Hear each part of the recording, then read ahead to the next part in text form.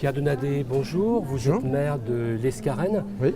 Vous faites une proposition concernant le RSA. Est-ce que vous pouvez m'expliquer un petit peu?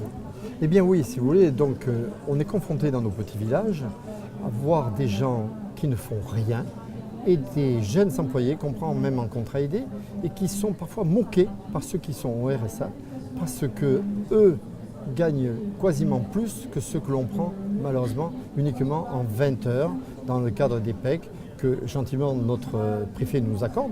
Mais là le bas blesse et les gens se sentent blessés et ce n'est pas bien. Donc on a étudié un tout petit peu avec mes collègues donc, de la municipalité comment changer la mentalité.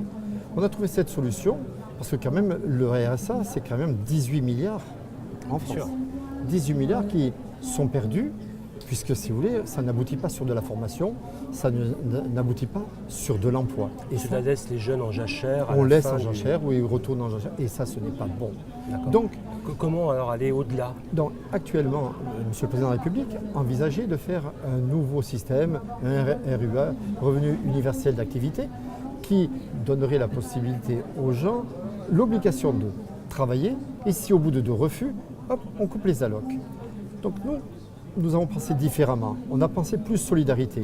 Si vous voulez, solidarité vers deux pôles. L'allocataire, qui lui se doit, si vous voulez, j'allais dire, grâce à un travail pour être rehumanisé, mais cette rehumanisation ne suffit pas. Il faudrait qu'il y ait une formation qui s'ajoute. Donc, le RSA égale en gros un demi-SMIG. Donc, on va dire 2 jours d'activité. 2 jours d'activité qui pourraient être donnés dans les collectivités plutôt que au secteur marchand, de l'intérêt général, voilà, au service de l'intérêt général. Hein. Donc, il serait 2 jours dans l'intérêt général, 1 jour de formation, parce que le président de la République avait bien dit il faut de la formation, il faut de la formation. Eh bien, c'est le moment de le prouver qu'on va donner de la formation aux gens.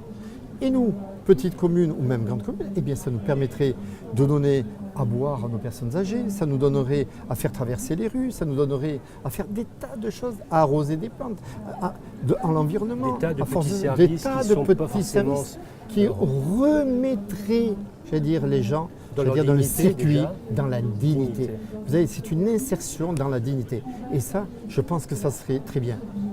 Quand ils perdent leur emploi, au cas où, bon, ok, pendant 6 mois, je veux dire, on va les laisser dans leur recherche d'emploi.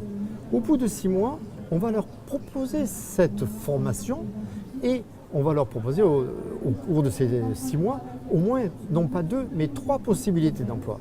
Et si au bout de ces 3 possibilités d'emploi, il y a toujours des refus, alors à ce moment-là, ok, on fait la sanction. Mais il ne faut pas, j'allais dire, faire une sanction sans contrepartie. Les gens, ce sont des êtres humains qu'on a à faire. Bien sûr. Alors, vous êtes un élu de terrain, vous êtes médecin de profession, je crois. Oui, c'est ça, toujours en activité. Toujours en activité. Le mot de solidarité, ça vous tient à cœur? Si vous voulez, je pense que comme tous les médecins et comme tous les maires médecins, il n'y en a pas beaucoup dans les Alpes-Maritimes, c'est peut-être pour ça, hein, eh bien on a le mot solidarité qui est chevillé au corps, hein, il n'y a pas de problème. Hein, et je pense que c'est ce qui nous fait peut-être connaître mieux la proximité, les angoisses des gens et qu'il faut les soulager, il faut les aider, il faut qu'ils arrivent, il faut les aider à s'élever, à progresser. Il n'y a que comme ça qu'on peut être gagnant. On joue là, en faisant cette réforme, à aidant, hein, aidant pour les uns dans la formation, au bénéfice de la collectivité. Et pour la collectivité. On est gagnant. Docteur, je vous remercie. Merci beaucoup. Bonne journée.